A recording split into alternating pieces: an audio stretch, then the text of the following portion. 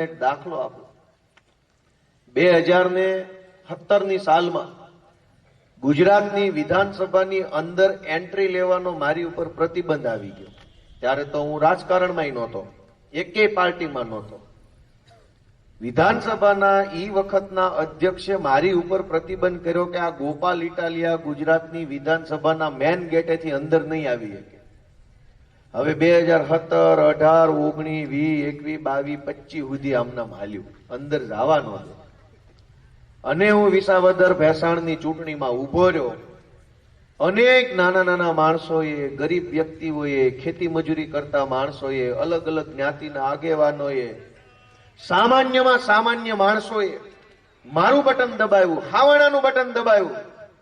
અને પછી હું ધારાસભ્ય તરીકે ચૂંટણી જીત્યો અને વિધાનસભામાં ગયો તો આમ કંસની જેલના તાળા ખુલી જાય ને એમ ગેટ ખુલી ગયા. કોઈ રોકવા વાળો નહીં, કોઈ ટોકવા વાળા નહીં. ઉપરથી આવતા રહ્યો કહેતા, વૈયાવો, સ્વાગત છે, સ્વાગત છે. કાં સ્વાગત છે? તમે તો અમને 2017 થી નહોતા આવવા દેતા, સ્વાગત ક્યાં થઈ ગયું? પણ એક ગામડાની ખેતરની અંદર મજૂરી કરતા માણસે મારું બટન દબાવ્યું ને એટલે અમારી એન્ટ્રી વિધાનસભા સુધી પહોંચી. બાકી ગોપાલભાઈ ગમે એવો બળુકો હોય નો આવવા દે. તો અસલ શક્તિ છે ક્યાં? ગોપાલભાઈમાં છે કે ગોપાલભાઈને બટન દબાવે એ માણસમાં છે? ક્યાં છે શક્તિ? બટન દબાવનારા માણસની અંદર શક્તિ છે, તાકાત છે. એ ધારે એ માણસને ઉપર બેસાડી શકે, ધારે એ માણસને ઘરે બેહાડી શકે. બોલવામાં, બાંધવામાં, લડવામાં, હિંમતથી અવાજ ઉઠાવવામાં હું હોશિયાર તો હોઈશ પહેલાય, પણ મારું બટન ન દબાવે તો એક તલાટી મંત્રી અમારું ન સાંભળે. પણ તમે બટન દબાવો, ભલે ગમે એવો ગરીબ માણસ હોય, બટન દબાવે. તમે જેનું બટન દબાવો ને એનામાં શક્તિ આવે છે. એનો અર્થ એ થયો કે શક્તિ જનતામાં છે, શક્તિ સમાજમાં છે, લોકોમાં શક્તિ છે. તમે નેતાને શક્તિ આપો ને એ શક્તિનો ઉપયોગ નેતા સમાજને દબાવવામાં કરે છે. અમારી આમ આદમી પાર્ટી એમ માને છે કે ઈશ્વરે તમને શક્તિ આપી હોય, બુદ્ધિ આપી હોય, બળ આપ્યું હોય તો એનો ઉપયોગ જનતાની સેવા માટે કરવો જોઈએ, જનતાને ઉપયોગી બનવા માટે કરવો જોઈએ, જનતાને દબાવવા માટે ન કરવો જોઈએ. હવે તમે નેતાને મત આપો ને એનો એ નેતા તમને દબાવ્યા કરે તો આપણી શક્તિથી આપણને દબાવવાની વાત થઈ. એનો અર્થ એવો થઈ ગયો કે ખોટા માણસોના હાથમાં શક્તિ આવી ગઈ છે. અમારી પાર્ટીની સરકાર છે, હું ધારાસભ્ય છું, અમારી પાર્ટીમાં ચૈતર વસાવા ધારાસભ્ય. અમે તો કોઈને નથી દબાવતા, અમે તો ક્યાંય કોઈ દિવસ કોઈને કઈ, હા ભાજપ વાળા મળે તો સામે મોરો જ ભટકાડી દેવાના, એમાં કઈ કોઈ ઉપાધિ કરતા નથી. પણ જનતાને અમે નથી દબાવતા. જનતા હારે અમે કોઈ ધાક ધમકી કે ગાળી ગલોચ કઈ કરતા નથી. શું કામ? શક્તિ છે એ જનતાએ આપેલી શક્તિ છે. તમે આપેલા આશીર્વાદથી અમારામાં શક્તિ છે. અમે પોતે મહાન નથી, પણ ગુજરાતમાં વાંદરાના હાથમાં તલવાર આવી ગઈ છે. ગાંધીનગરમાં 30 વર્ષથી વાંદરાના હાથમાં તલવાર આપી છે. આપણી તલવારથી આપણા ડોકા કાપે છે. વાંદરાના હાથમાં તલવાર લઈને ક્યાંક હારા માણાના હાથમાં હોપો એવી તમને હું વિનંતી કરવા આવ્યો. તલવારમાં શક્તિ તો છે જ, પણ એનો ઉપયોગ શું? વાંદરાના હાથમાં હોય તો આપણા ડોકા કાપે, અને હારા માણાના હાથમાં હોય તો આપણું રક્ષણ કરે. વાત સાચી છે કે ખોટી છે? એની તલવાર હાથ ફરી જાય તો ઉપયોગ ફરી જાય. તમે આપેલી શક્તિનો દુરુપયોગ સરકારમાં બેઠેલા માણસો કરે છે. અને કેવી રીતે? આપણા વિસ્તારમાં તો ઠીક છે, પણ આમ આખા કાઠિયાવાડમાં પાણી નથી પહોંચ્યું. દારૂ ગામડે ગામડે પહોંચી ગયું. ગમે એવો કોરોના આવે, ગમે એવો તમારે અમેરિકાનું યુદ્ધ થઈ જાય, દારૂ કોઈથી બંધ ન થાય. તમારે મળે. જે ગામમાં સારી નિશાળ ન હોય, નિશાળમાં પૂરતા માસ્ટર ન હોય, એ ગામમાં બુટલેગર તમને મળી રહે. કેટલી અદભુત વ્યવસ્થા ગુજરાતમાં સરકારના રાજમાં હાલે છે. અને સામાન્ય માણસને જે કાંઈ જન સુવિધાની જરૂર પડે એ ન મળે. દારૂ ઘરે બેઠા આવી જાય. તમે જ્યાં ફોન કરો ક્યાં આપી જાવ, ત્યાં આપી જાય. તો આવકના દાખલા એવી રીતે ઘરે આપી જાવ, સરકારી અનાજ ઘરે આવીને આપી જાવ, કઈક સહાય બહાયના ફોર્મ ભર્યા સહાય આપી જાવ ઘરે જેવા, એની હાટું લબડવું પડે. દોસ્તો, આ પરિસ્થિતિને બદલવા માટે થઈને અમે તો તમારી પાસે આશીર્વાદ માંગવા આવ્યા છે. અને જનતાના આશીર્વાદથી સરકાર બને તો જ જનતાનું કામ થાય, એ યાદ રાખજો. સરકાર બે રીતે બને. એક દમદાટી કરીને, ધોકા પછાડીને, ગુંડાગીર્દી કરીને, પોલીસથી બીવડાવીને, લલચાવીને, પૈસાથી સરકાર બને. એવી રીતે જે સરકાર બને, દમદાટી કરીને, ગુંડા મોકલીને, ધોકા પછાડીને, પોલીસથી બીવડાવીને જે સરકાર બને, એ સરકાર લોકો માટે કામ ન કરે. પણ જે સરકાર લોકોના આશીર્વાદથી બને, મત નહીં આશીર્વાદથી સરકાર બને, એ સરકાર 24 કલાક જનતાની સેવા માટે ખડે પગે હાજર રહેતી હોય દોસ્તો. અને એનો દાખલો હું તમને આપું કે પંજાબમાં આમ આદમી પાર્ટીની સરકાર છે અને એણે હમણાં નિર્ણય કર્યો કે પંજાબમાં કોઈ પણ સરકારી સુવિધાનો લાભ લેવો હોય તો સરકારી કચેરીએ જવાનું નહીં, ઘરે બેઠા તમને એનો લાભ મળશે. આધાર કાર્ડ, ચૂંટણી કાર્ડ, રેશન કાર્ડ ઉર્ફે કૂપન, આરટીઓ ને લગતું કઈ કામ હોય, ડ્રાઇવિંગ લાયસન્સ કઢાવવા, લગ્નનો દાખલો, જન્મનો દાખલો, મરણનો દાખલો, વિધવા હોવા અંગેનું પ્રમાણપત્ર, જે કાંઈ પણ આવી સરકારી સુવિધાઓ છે એ લેવા તમારે સરકારી ઓફિસે નહીં જવાનું. સરકારના એક ફોન નંબર જાહેર કર્યો છે, એની ઉપર ફોન કરવાનો અને સરકારનો માણસ તમારા ઘરે આવીને તમારે જે સુવિધાની જરૂર હોય એ ઓનલાઈન ટેબ્લેટના માધ્યમથી ડેટા એન્ટ્રી કરીને તમને આપી જાય. તમે બધાય મને કહો કે આ વ્યવસ્થા સારી કહેવાય કે ન કહેવાય? સારી કહેવાય કે ન કહેવાય? તો પંજાબમાં આમ આદમી પાર્ટીની સરકાર કરી શકે ત્યાં ગુજરાતમાં હું કાંટા ઉગ્યા છે? નહીં કરે. શું કામ? પંજાબની સરકાર લોકોના આશીર્વાદથી બનેલી સરકાર છે અને ગુજરાતની સરકાર બીવડાવીને ધમકાવીને લીધેલા મતથી બનેલી છે. મત એનો ઈ છે, તમે જ બટન દબાવ્યું હોય પણ તમે એક અંતરના ઉમળકાથી દબાવો અને બીકમાં દબાવો, બેમાં ફરક ન પડતો હોય. અત્યારે અહીંયા બીકમાં સરકાર બને છે. હું તમારી પાસે આશીર્વાદ માંગવા આવ્યો છું. હું વિસાવદર ભેસાણથી જીત્યો છું. મને પબ્લિકે મત નહીં આશીર્વાદ આપેલા છે ને એટલે અત્યારે આખા ગુજરાતની અંદર વિસાવદર વિધાનસભાનો ડંકો વાગી રહ્યો છે. ખાલી મત આપ્યા તો વાત ન હોય, આશીર્વાદ આપ્યા લોકોએ ખુલ્લા દિલથી. અને આમ તો વિસાવદર ભેસાણના લોકો પાસેથી અહીંયા આપણે શીખવા જેવું છે કે ભાઈ વંશભાઈ બધું કે આ ભાજપ વાળા બીવડાવ્યા કરે બધાને કે તમે આપની સભામાં ગયા હતા તો હવે મજા નહીં આવે, બીજી વાર જાશો તો મારી જેવાન કો કેમ કે મજા નહીં આવે તો હું તો એવો જવાબ આપું, મજા નથી આવતી એટલે એની સભામાં ગયા, તારામાં આવતી હોય તો તારામાં ન આવે. આપણે આમ આદમી પાર્ટીની સભામાં જાવ તો કે મજા નહીં આવે. મજા તો તરી વરત નથી આવતી. આમ આદમી પાર્ટી આવી પછી તો મજા આવે, તો પાછો તું કે એમાંય નહીં મજા આવે. ધમકી મારે આપણને, તમે જોઈ લેશું તમને. હું આમાં જોવાનું બાકી રહી ગયું છે? લુગડા વધ્યા જ ખાલી હવે માણા પાસે, બીજું કાંઈ વધે હજુ તો જોઈ લેવું. કાંઈ વધ્યું જ નથી જોવા જેવું તો હોય કે જોઈ લેવું તમને. પણ વિસાવદર ભેસાણમાં લોકો પાસેથી આપણે શીખવા જેવું છે, જે હું તમને વિનંતી કરતો જાઉં કે ભાજપ વાળા ગામ હોય ને, ગામ નાનું હોય એટલે ગામમાં બધાને એકાબીજાની ખબર હોય કોણ કઈ પાર્ટી મથ્યા કરે છે.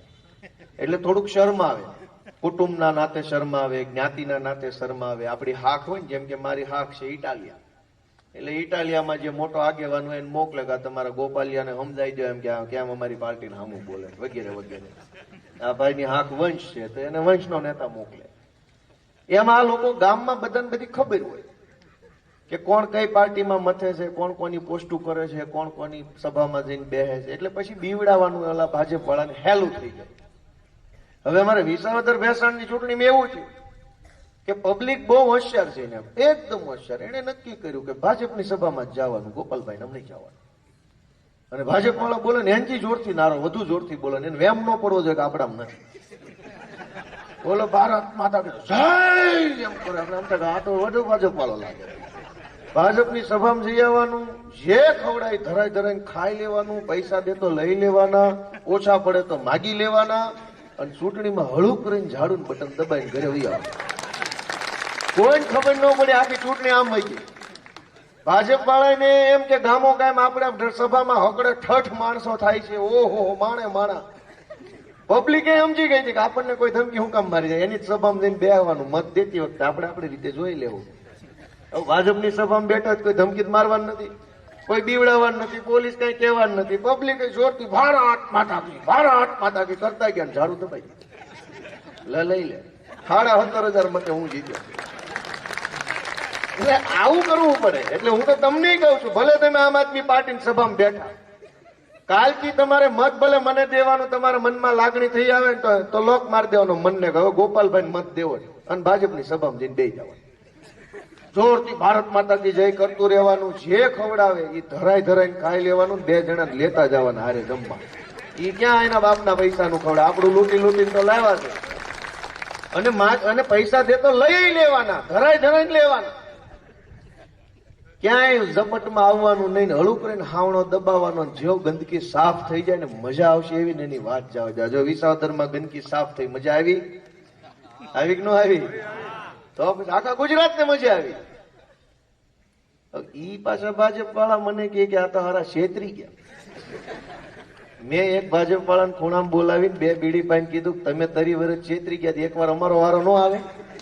હાલી નીકળ્યા છો તો કાયમ તમે કેમ જ કરવાનું? પબ્લિક કેમ કર્યું છે કાંઈ એકય કામ?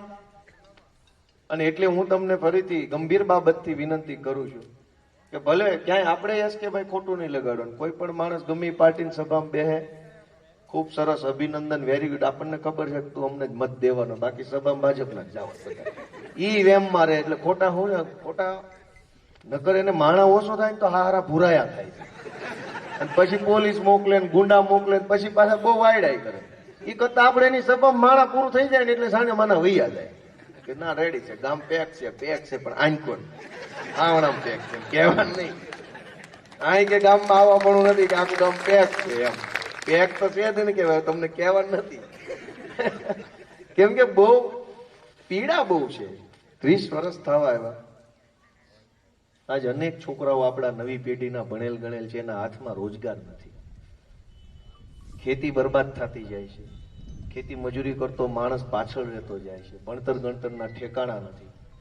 ભાજપના નેતાઓ, એના મળતિયાઓ, એના પીએ, એના ડ્રાઈવર, એના હગાવાલા એ બધા કમાય છે અને આગળ વધે છે.